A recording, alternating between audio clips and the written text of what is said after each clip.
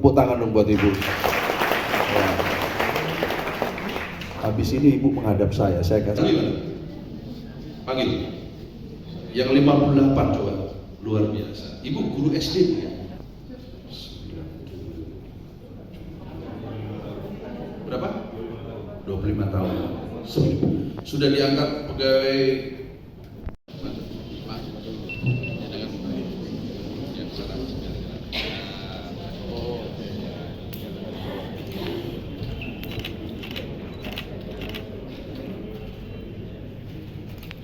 Iya, dengan disematkan PIN pelopor keselamatan berlalu lintas kepada perwakilan guru, diharapkan kepada para guru dapat mendidik para siswa untuk tertib berlalu lintas, dan dari para siswa dapat mengajak keluarganya untuk tertib berlalu lintas.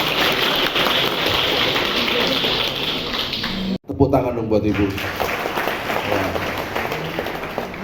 Habis ini Ibu menghadap saya kasih. Panggil. Yang 58 coba. Luar biasa. Ibu guru SD ya?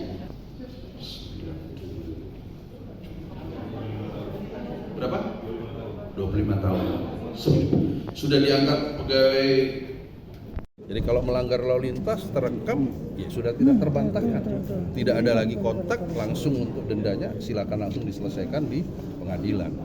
Sehingga tidak ada lagi kemudian katakanlah ada kontak-kontak dengan petugas yang mungkin nanti juga petugas dianggap melakukan penyimpangan dan sebagainya. Dengan etle salah satu tujuannya memberikan transparansi, kecepatan, dan kepastian hukum. Kapan mulai diterapkan, Pak? Maunya kapan? Baru launching 22 ya, Jenderal.